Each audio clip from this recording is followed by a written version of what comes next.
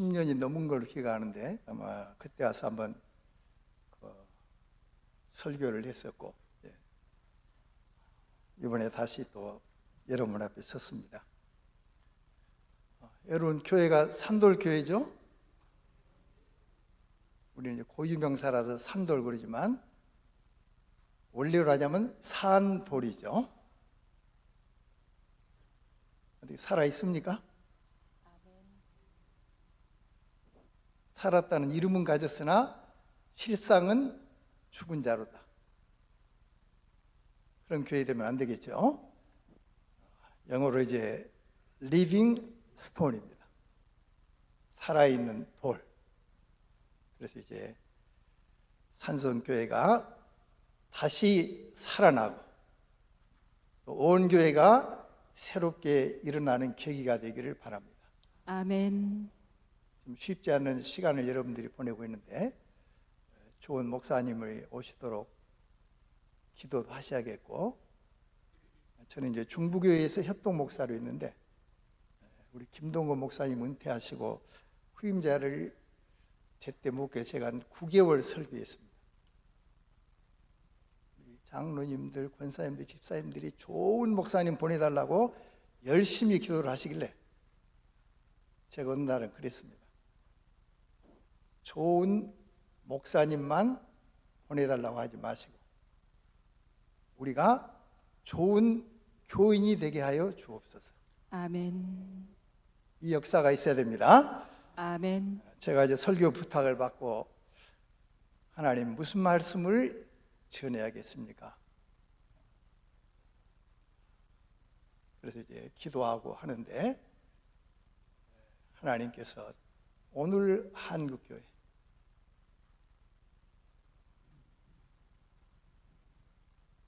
오늘 한국교회와 우리의 신앙을 다시 한번 돌아보는 그런 말씀을 준비하게 하셨습니다.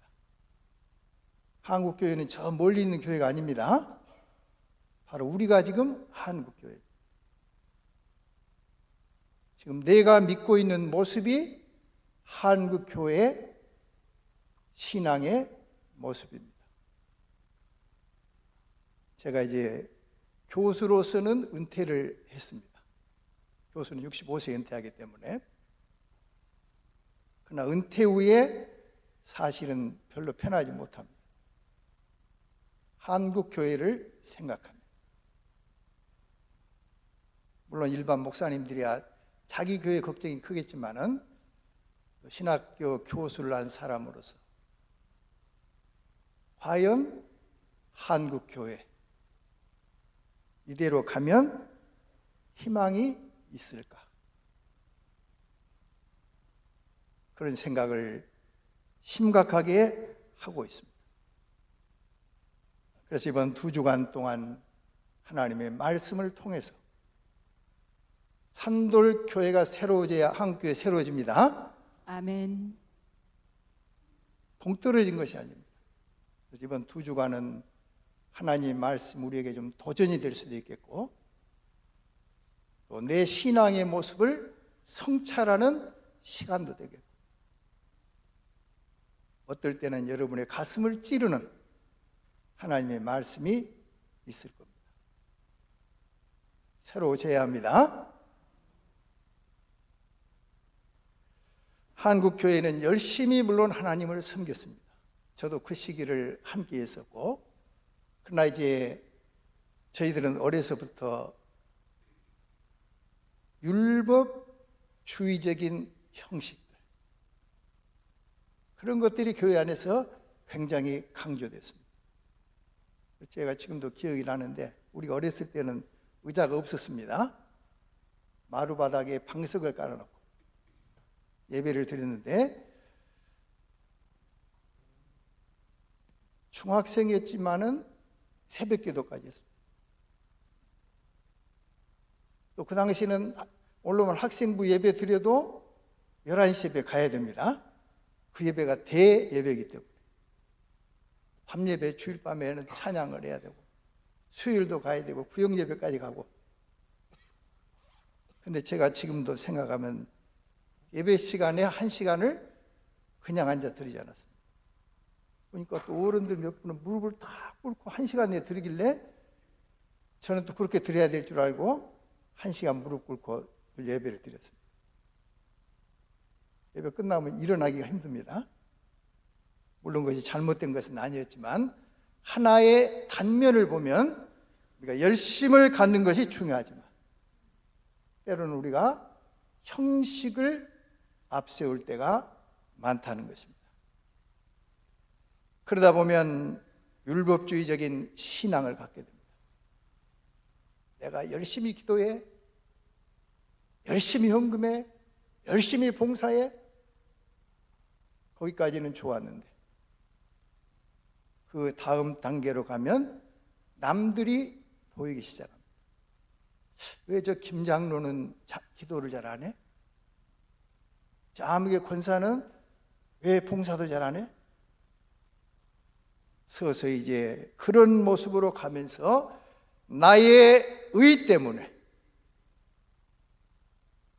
나의 공로 때문에 남을 비난하고 판단하고 정죄하는 일을 시작합니다. 지금 나는 어떻습니까?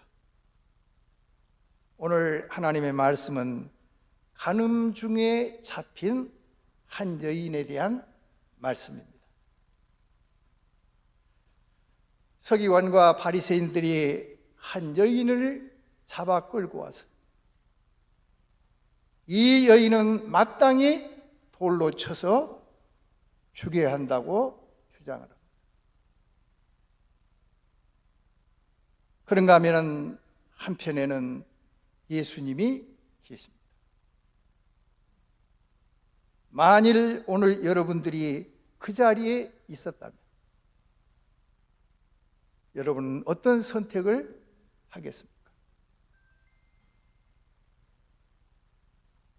그 자리는 율법과 복음이 충돌하는 자리였습니다. 율법은 그 여인을 돌로 쳐 죽여야 한다고 합니다. 그러나 복음은 그 여인이 죄인임에도 불구하고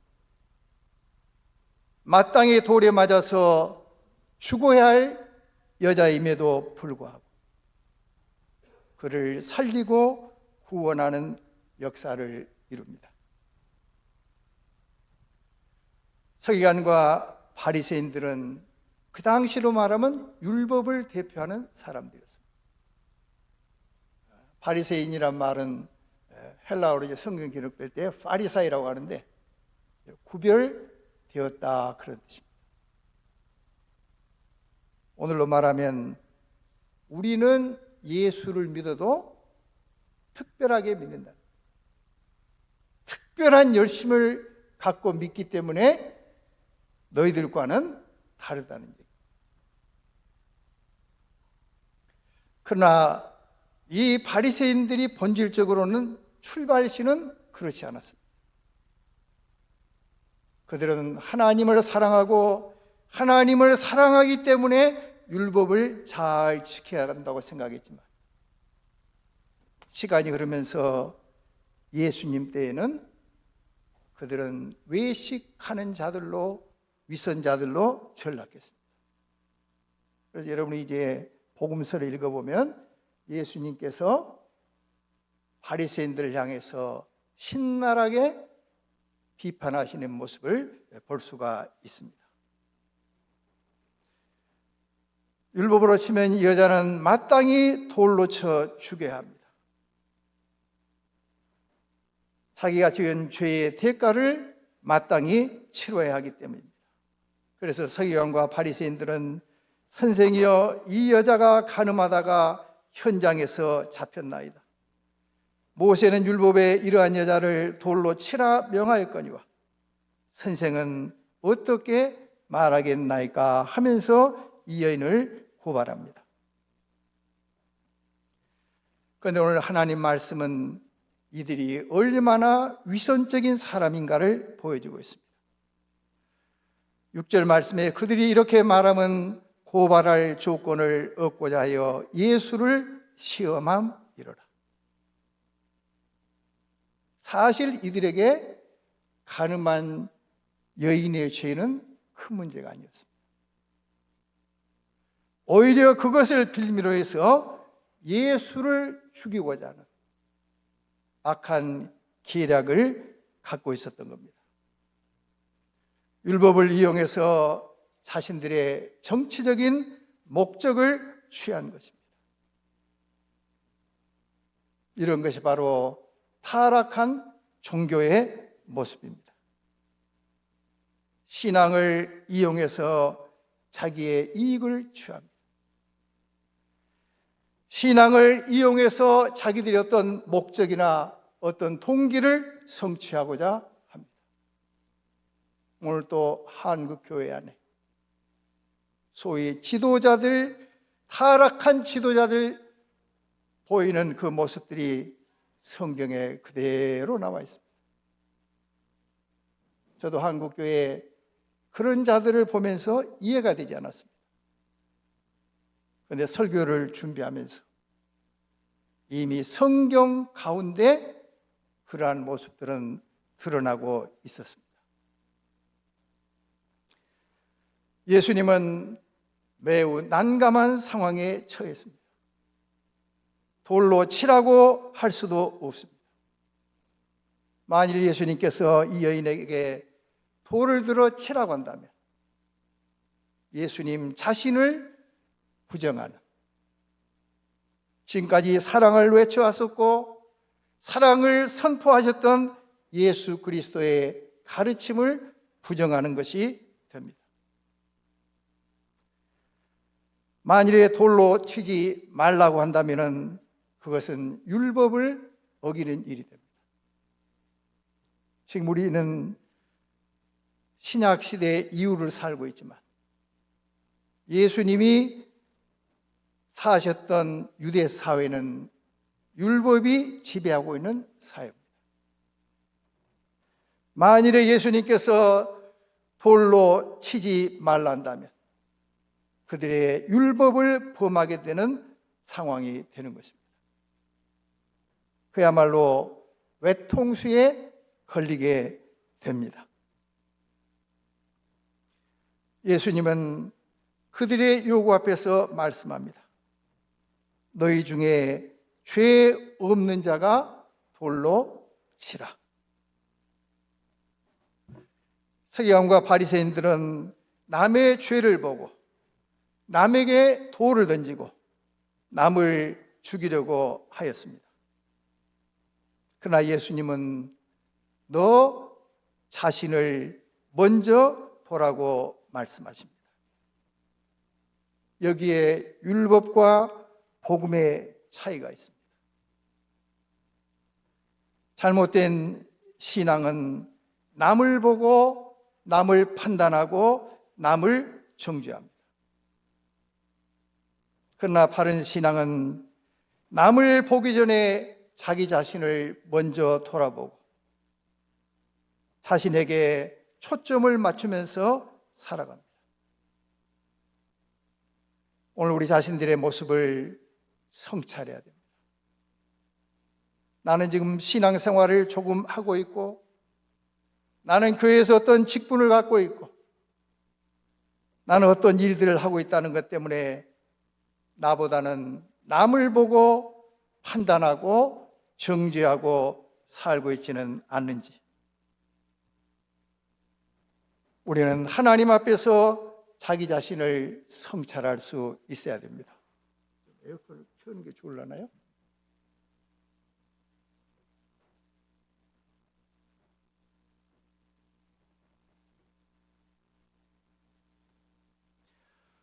우리는 하나님 앞에서 내 자신이 어떤 모습인지를 늘 성찰해야 됩니다. 예수님께서는 저 여인을 죽여야 한다고 외치는 그들을 향해서 먼저 너 자신을 돌아보라고 말씀하고 있습니다. 성경은 우리에게 말씀하십니다. 의인은 없나니 하나도 없다고 말씀합니다. 모든 사람이 죄를 범하였음에 하나님의 영광에 이르지 못한다고 말씀합니다. 죄 없는 사람은 아무도 없습니다. 남의 죄를 보고 돌을 던질 수 있는 사람도 아무도 없습니다. 오늘 우리는 자기 죄는 보지 않고 남의 죄만 보면서 돌을 던지고 있지 않습니까? 자기 죄는 잊어버리고 남의 죄는 끝까지 잊지 않고 돌로 치려고 하고 있지 않은지 우리 자신을 성찰해야 될 것입니다. 예수님은 또한 그들을 보면서 다시 그들에게 말씀하셨을 때 그들은 양심의 가책을 느끼고 손에 들었던 돌을 내려놓고 하나둘 떠나갔습니다.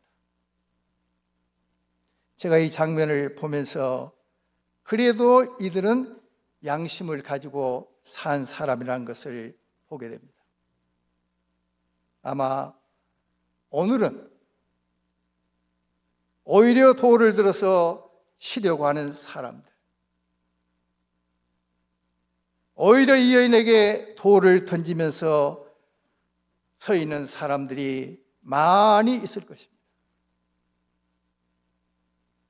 그들은 양심의 가책을 받았지만 오히려 양심의 화인을 맞고 더 큰 죄를 짓고도 더 큰 소리를 치고 있는 사람들, 더 큰 악을 행하고 있으면서도 얼굴을 두껍게 하고 살아가는 사람들, 우리 시대의 모습이 아닌가 생각합니다. 율법주의는 그 율법으로 사람을 죽이려고 합니다. 그러나 예수 그리스도의 복음은 죽어야 할 자를 살리게 되는 겁니다.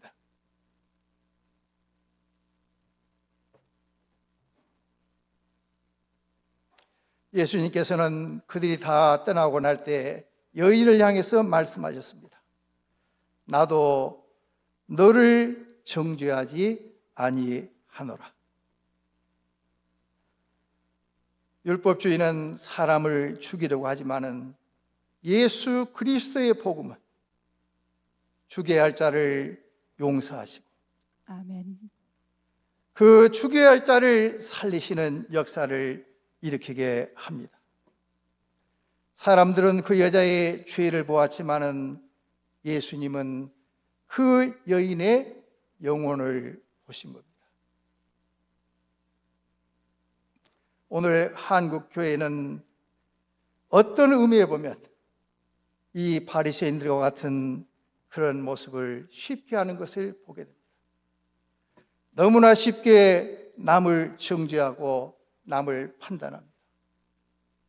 교회 안에서도 마찬가지고 교회 밖에서도 마찬가지입니다. 요즘에 한국 교회의 큰 이슈가 동성애입니다.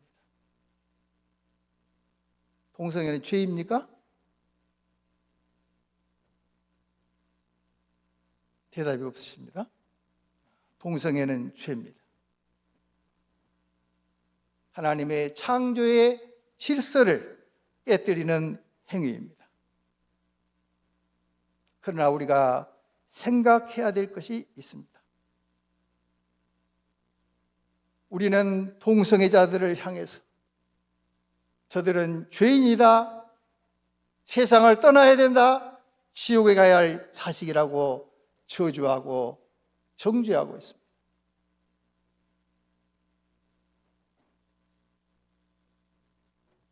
그러나 예수님께서도 오늘 내가 너를 정죄하지 아니하노라는 말씀을 보면 우리는 그들이 지은 죄에 대해서는 말해야겠지만은 그 영혼을 긍휼히 여기는 그런 마음을 가져야 할 필요가 있습니다. 아멘. 지옥 가야 될까요? 지옥 보내야 될까요? 제가 우리 학생들에게 그런 얘기를 한 적이 있습니다. 학교에서 강의를 하면서 오늘 한국교회의 현실이 남을 이렇게 쉽게 정죄하고 혐오하고 그리고 판단하는 이런 모습을 보면서 우리는 오히려 그 영혼들을 어떻게 해야 할 것인가를 생각하고 그들도 죄인이지만은 구원받아야 될 죄인입니다. 그러나 우리는 한국교회는 지금까지 그들을 정죄만 하고 있지 그들을 어떻게 대해야 될 것인가에 대해서는 생각하지 않고 있습니다. 그래서 우리 학생들한테 지나가면서 그런 얘기를 했습니다. 강의 시간. 여러분이 동성애 자를 위한 교회를 한번 해봐라. 동성애를 합법화하고 합리화라는 얘기 아닙니다.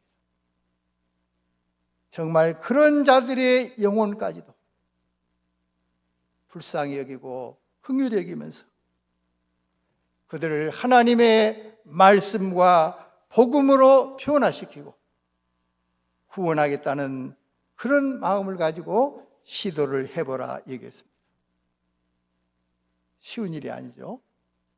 간단한 일이 아닙니다. 그러나 오늘 예수님께서 이 여인은 분명하게 돌에 맞아 죽어야 할 죄인입니다. 그러나 예수님은 나도 너를 정죄하지 아니하노라.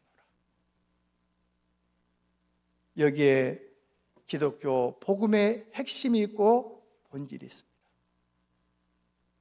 나 역시 죄인이었습니다. 그러나 내가 너를 정죄하지 아니하노라는 그 말씀이 있었기에 나는 용서받을 수 있었고 나는 죽음에서 살아날 수 있었고 영원한 생명을 얻을 수 있는 은혜를 입었습니다. 아멘. 가늠한 여인만이 죄인이 아니라 오늘 우리 모두가 다 같은 죄인입니다. 그러나 예수님께서는 그런 우리를 정죄하지 아니하시고 구원의 은혜를 입도록 하셨습니다. 아멘. 아마 동성애가 나오기 전에는 큰 이슈가 이제 트랜스젠더였습니다. 누구 기억하시죠? 그런데 제가 이제 우리 신학대학원에서 3학년들에게 목회자론이라는 과목을 개설하면서 목회자들과 또 교수들을 좀 초청해서 강의를 했습니다.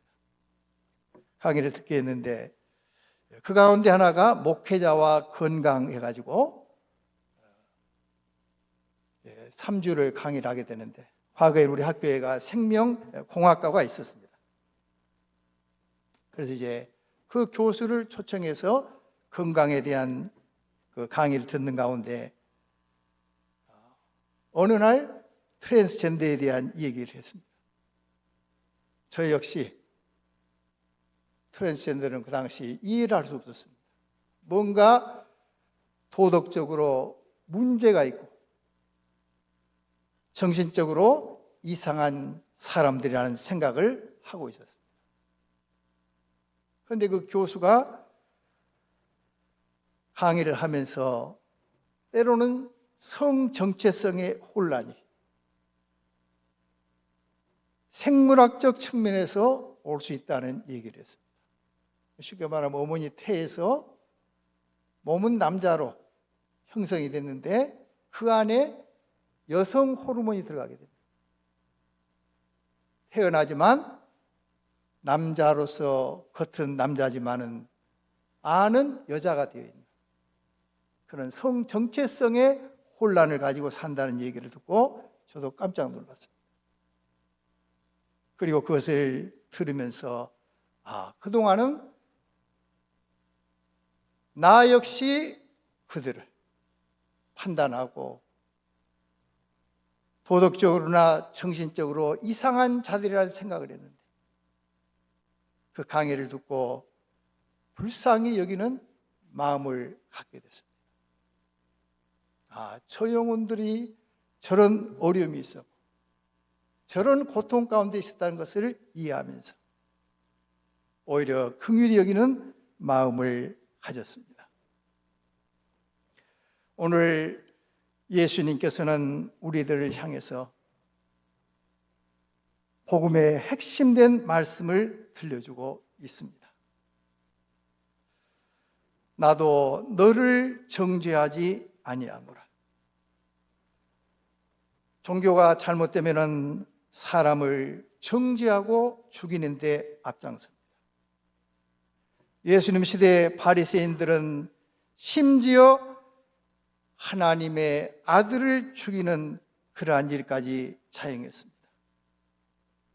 중세 시대에도 종교재판이라는 명목으로 마녀를 사냥하면서 수없이 많은 사람들을 죽였습니다.